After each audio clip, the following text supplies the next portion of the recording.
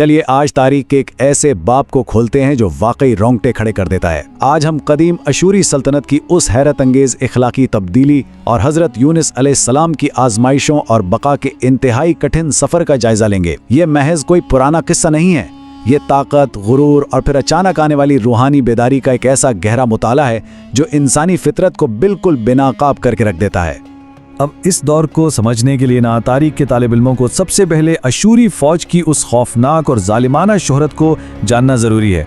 मतलब इनके बादशाह इस कदर जालिम थे कि दुश्मनों की खालें खींचकर उन्हें दीवारों पर लटका दिया करते थे। बड़ी बड़ी कौमें इनका नाम सुनकर थर थर कांपती थीं। खून खराबा तो जैसे इनके लिए एक आदी हक बन चुका था, बिल्कुल रोजमर्रा का काम। और इस सद का मरकज था नैनवा यानी निनवा। दरियाए दजला के किनारे बसा ये कदीम सुपर पावर शहर मुकम्मल तौर पर फौजी ताकत और खून आलूद बुनियादों पर खड़ा था। इसकी बुलंद बाला दीवारें और आलीशान महल ये सब मफतूहा इलाकों से लूटी गई दौलत का नतीजा थे। जरा तसव्वुर किया जाए, जब यहाँ की सड़कों पर सिपाही दौड़ते तो जमीन उनके घोड़ों की थापों से लरज उठती थी। ये उनकी फौजी ताकत पर मुकम्मल इन्हिसार का एक खुला सबूत था। यहाँ पर एक बहुत ही दिलचस्प बुनियादी कशमकश सामने आती है। एक ऐसी सल्तनत जिसके पास नाकाबिल शिकस्त फौजी ताकत, गैर मामूली माली वसाइल और वसी महल तो थे, लेकिन इखलाकी आजजी और रूहानियत का वहाँ मुकम्मल जवाल था। इंतहाई गुरूर, बुतों की पूजा और लोगों को गुलाम बनाकर उन पर किए जाने वाले मजालिम इनकी शनाख्त बन चुके थे। इनका गुमान था कि ये जिस्मानी ताकत इन्हें नाकाबिल तस्कीर बनाती है, कोई इन्हें हरा नहीं सकता। लेकिन ठीक इस जालिमाना और सख्त माहौल में एक ऐसी अजीम हस्ती कदम रखती है जिसे तारीख मछली वाले यानी हजरत यूनुस अलैहिस्सलाम के नाम से जानती है। उन्होंने आकर इस मगरूर कौम को एक सख्त इखलाकी अल्टीमेटम दिया और उन्हें साफ अल्फाज में इनकी बदमालियों और जुर्म से बाज आने को कहा। चलिए देखते हैं कि आगे होता क्या है।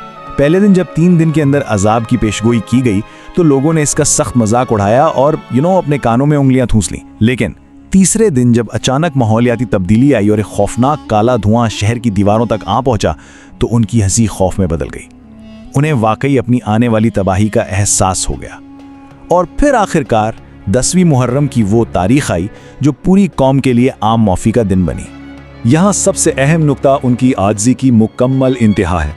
ये तारीख का एक बेमिसाल वाक़या था। जरा सोचिए, एक जालिम फौजी सुपर पावर अवामी सतह पर आकर रहम की भीख मांग रही है। लोगों ने अपने महल छोड़कर खुले मैदानों का रुख किया, आलीशान लिबास उतारकर खुरदारे और तात के कपड़े पहन लिए, और यहाँ तक कि मासूम बच्चे और जानवर भी इस इज्तिमाई आहोबुका में शामिल हो गए। जिस्मानी ताकत के मुकाबले में ये आजिज़ी एक ऐसी सच्ची तौबा थी जिसने उनकी किस्मत को बदल कर रख दिया।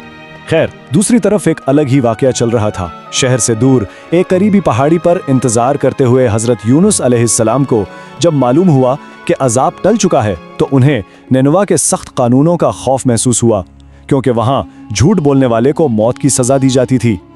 इस शिद्दत मलाल और खौफ के बायस आसमानी हुक्म का इंतजार किए बगैर इस नबी ने बहराए रूम की तरफ वहां से निकलने का एक बेवक्त फैसला किया। ये हिस्सा हमारे इस मुताले में एक बहुत बड़ा मोड़ लाता है। यहाँ कहानी एक अजीम सल्तनत के बड़े बहरान से निकलकर एक अकेले शख्स की खामोश अंदरूनी और जिस्मानी आजमाइश की तरफ मुंतकिल होती है। एक ऐसी आजमाइश जिसका तस्वुर ही इंसान को लर्जा देता है और ये ज़ाती बका के इंतहाई कठिन सफ़र को उजागर करता है। होता कुछ यूं है कि जब उनकी कश्ती अचानक बेपनाह और जालिम लहरों के दरमियान बेजान होकर रुक गई, न आगे बढ़ती न पीछे, तो कदीम ज़माने के मल्लाहों का यह पुख्ता अकीदा था कि इनके दरमियान ज़रूर कोई ऐसा गुनहगार मौजूद है जिसने आसमानों को नाराज़ कर दिया है। तो सवाल ये था कि आखिर इस अचानक और गैर तबई अजाब का जिम्मेदार कौन था जिसकी सज़ा सबको मिलने वाली थी। यहाँ कश्मकश अपनी शिद्दत को पहुँच जाती है।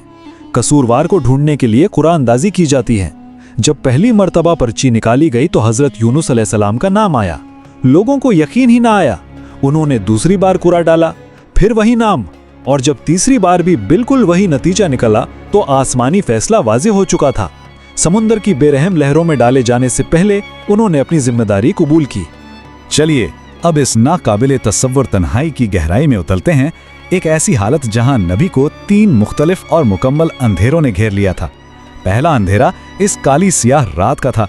दूसरा समुंदर की अथाह और तबाह कुन गहराइयों का अंधेरा जहां सूरज की कोई किरण नहीं पहुंच सकती, और तीसरा एक अजीम मछली के पेट का दम घोटने वाला अंधेरा।